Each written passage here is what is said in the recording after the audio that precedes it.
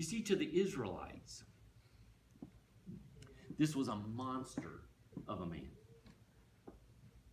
I don't know if you've ever met somebody who plays NFL football or NBA basketball and shook their hand, but I don't care how big you think you are.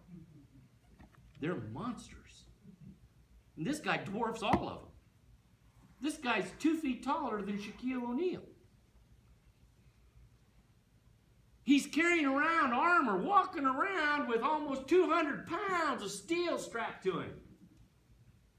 Now, see, to the Israelites, and let's be honest, the Middle Eastern people are not known to be giants.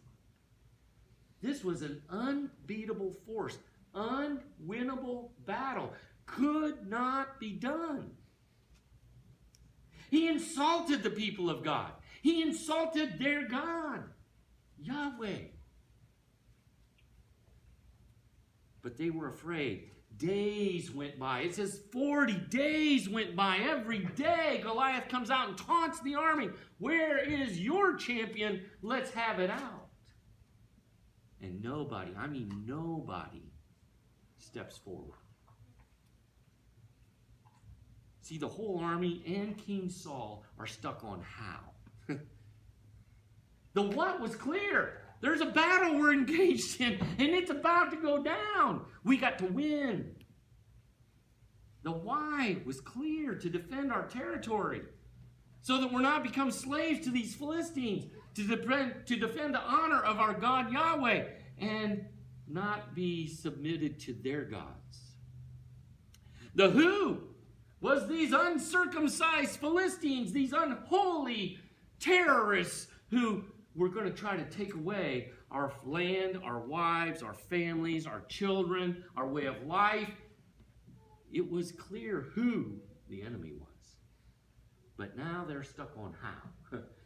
Now they've got this 9-foot monster wearing 200 pounds of steel. And how will we ever survive?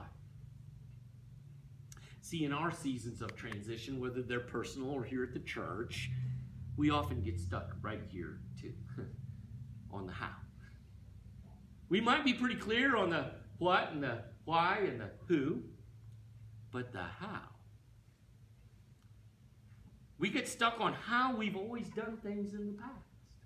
We get stuck on how we have thought about certain things. We get stuck on how our opinions and preferences have been formed over generations of good Christian people who have been in our families, have been in our community, have been in our circles, have been in our church.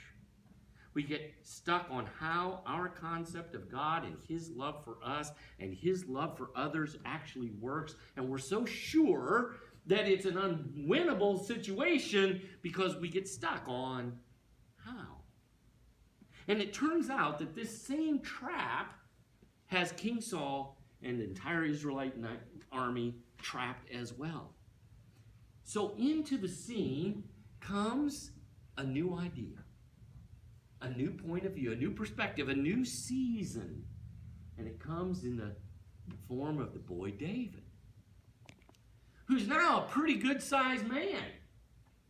We all know Josh. We all think the world of Josh. He's at least Josh, if not bigger and stronger than Josh. But he's still a boy. I think there's 2 lessons we can learn from this little story. And the first one is put some things down. And the second one is pick some things up. See, if you're going to fight an army's champion, you should look like your army's champion. Goliath's impressive armor is described in some great detail. It weighed at least 150, maybe closer to 200 pounds. And common sense says, like Saul said, you're going to need some armor. If you're going down there to fight this guy, you better have something to protect yourself. You're going to need at least a sword, a bronze helmet, a coat of mail, something to protect you. And isn't that kind of how we are sometimes?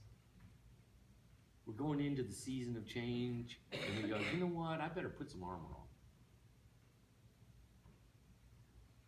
I better defend myself.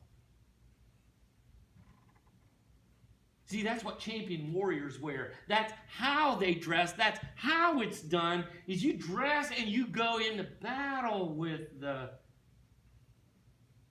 enemy. The trouble is, see, that Saul's armor doesn't fit David very well at all. It's way, way too big. It's way, way too heavy. And David tries, he really tries to wear it. And he just realizes he can't pull it off.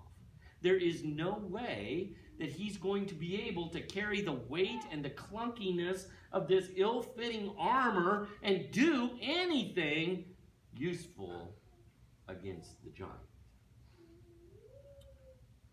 Now, maybe the most important thing in this whole story is this next little phrase. It might be the most important thing, especially for us, as we think about how he took it off. He put it down.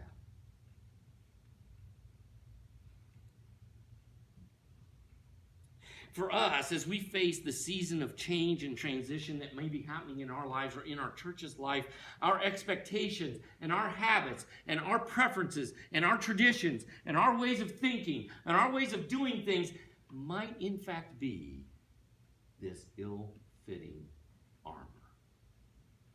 That we defend ourselves against change. But it's not working. They're heavy. They're cumbersome. And honestly, they're unhelpful. We may need, just like David, to put them down and say, you know what, they're useless. In this battle that we're about to engage in called change in our lives, the way we've always been might just as well be useless. Doesn't fit. And we step forward with courage to do what we know we can do. Even if it seems somewhat foreign to the task at hand. Even if the giant we're facing laughs at us and scoffs at us and calls our God names, we may have to take the ill-fitting armor and put it down. Like David, we may have to depend more on who God is and who God says we are than who we think we are and who others tell us we are, or even who we've been in the past. The other lesson for us then is to pick up something just like David did. David next picked up the things he had already laid down. His slingshot, his shepherd's staff, and 5 smooth stones. See, David was not a warrior in armor. He was a shepherd who had become an expert slinger. He had killed bears and lions by hitting them with rocks and cutting off their heads as they reeled in pain in a semi-conscious state.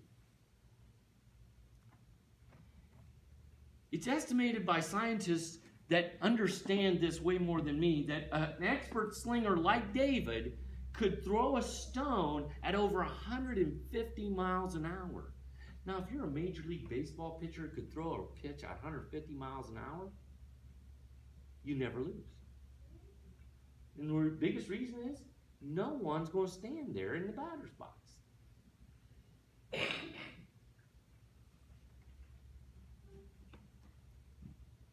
So he did not go down in the valley and engage Goliath the way Goliath wanted him to. He didn't fight how Goliath wanted him to fight. He kept his distance. And for David, who could throw that stone 150 miles an hour and hit a flying bird right out of the air, a shot from 30 feet or 40 feet at the forehead of a giant was a no-brainer. Took him out, one shot. Knocked him back, stunned him, ran in, cut his head off. the battle's over. The rest is a legend.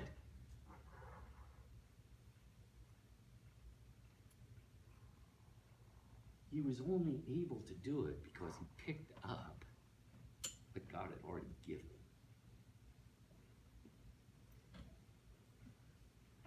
God had already given him the how that he needed to go forward.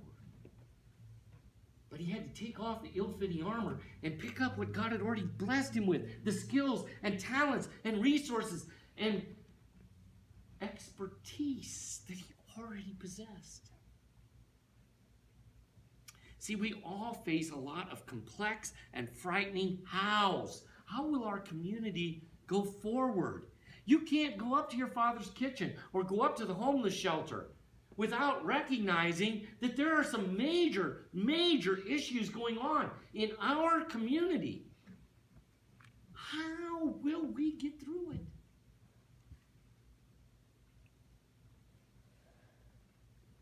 How do we offer help and hope and light and life to a group of people in the community who seem rather uninterested in these things?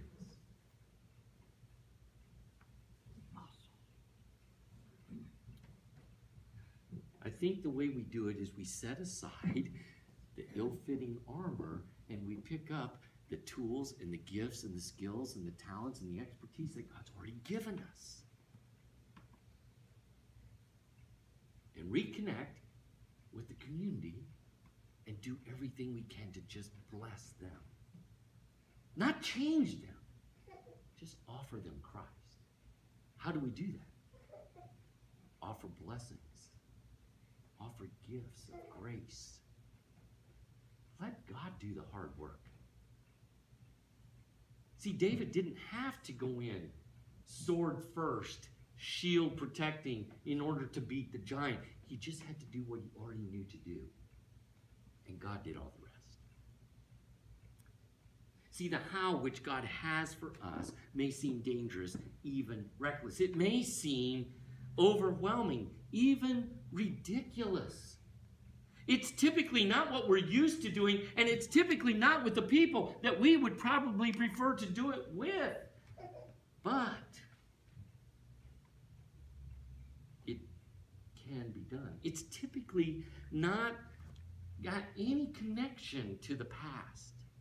At least in my life, whenever I face these major transitions and these things, I always try to figure out, how can I make it how it was in the future? And God's always like, just go on. Stop worrying about what you used to have, how it used to be, what you'd like to have. Just do the next thing and let me show you how you can get there. And typically, I hate to say, but typically when I get to the new thing, the very next thing that happens is, what? Why? Who? How? Take another step. What? Why? Who? How? This cycle is the way that God allows us to learn to trust Him and put our dependence on Him and trust in His might and His power, not in our own brilliance to figure out the world. I confess, I trust my own brilliance way too often, to my own peril. But we can, like David, see the how from a totally new point of view. Take an unconventional approach, try new ideas, and work toward different goals, and who knows what Goliaths will fall at our feet.